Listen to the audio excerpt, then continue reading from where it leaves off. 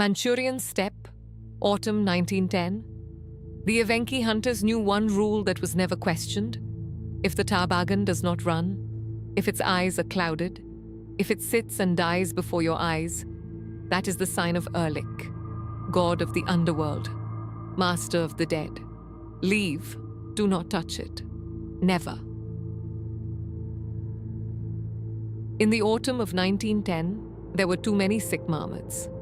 The Evenki broke camp and left, and those who came after them did not know the legends. The workers saw the same thing the Evenki had seen, sick animals that did not run away, but they saw something else. Money. Tarbagan pelts sold well. The fur export trade to Europe was a massive business. Lu Feng picked up 3 sick marmots and sold their pelts to a middleman. In 3 days, he earned more than he made in a month working in the mines. 5 days later, he was dead. The medic who examined him, dead a day later. The owner of the boarding house, 2 days after that. Night, a boarding house in Manchuria. 30 men sleep side by side on rough wooden bunks. At midnight, one of them wakes up. His throat has tightened. Breathing is impossible. He thinks it is a cold. He does not know that something already lives inside his lungs. Something no one survives. No one. The man beside him wakes to the sound of a body falling. He walks over, touches his forehead, calls for the medic. It was the last mistake he would ever make. The rumor of the disease spread quickly, and everyone ran home. To Harbin, to Mukden, to Beijing. The trains were packed beyond capacity. 40 people to a compartment, breathing the same air, talking, coughing. No one knew that pneumonic plague needed no flea, no blood. Just a single breath inside a sealed rail car was enough. The Chinese Eastern Railway stretched across 3,000 kilometers. At every station, bodies were removed from the trains. By the end of November, Harbin was receiving 20 corpses a day. By December, 100. Harbin, December 1910. The streets were empty. People did not understand how the disease spread. Some burned the clothes of the dead. Some marked their doors with red, a sign of danger, warning neighbors not to enter. Others sealed themselves inside their homes. They boarded up windows, stuffed cracks with cloth, and died inside, from starvation or from the same plague already living in their lungs. The authorities of 3 empires, Russia, China, and Japan, argued over who was responsible. While they argued, another 2,000 people died. The elders said, Wen Shen has come, one of the 5 spirits of disease. At night, he walks the streets as a black dog. He breathes mist. He touches doors with his paw. By morning, there is a dead man behind the door. Taoist priests burned incense for 3 days and 3 nights. They offered rice, coins, payment to the spirit. They recited exorcism chants. They did everything correctly. By all the rules, but it did not help. Because Wen Shen was not a spirit. It was a bacterium. And bacteria do not fear incense. For a long time, people explained the disease with what they knew. They said it was spirits. They said it was a curse. They said it was the anger of nature. Then they began searching for blame among animals, among rats, among dirt, among things that could be touched. But the disease kept moving, Dalsh. It appeared where there were no rats, no contact, no visible cause. People died next to each other, even without touching, even without leaving their homes. And then it became clear. This was not something transmitted through objects or animals. It was something that existed in the air between people, invisible, constant, and independent of what a person believed. December 28, 1910.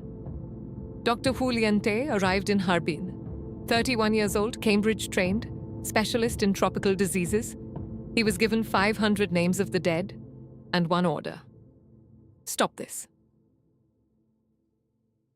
For 3 nights, he studied the geography of death, marking points on a map, and he saw something that should not have been possible for bubonic plague. The disease was spreading among people who had no contact with rodents. Neighbors were dying before the rats. This was a different plague, a new one. Airborne. He performed the autopsy illegally. At night, in minus 25 degrees, alone, because no one would give him permission.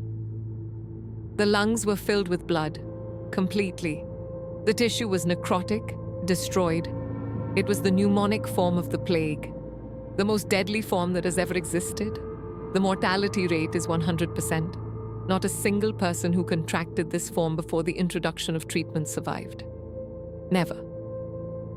He understood this and pulled the mask even tighter. He designed a mask, 2 layers of gauze, a cotton filter in between, simple ties made from bandage strips, nothing complicated, cheap, fast, mass-producible. He ordered all medical staff to wear it, under threat of removal from duty.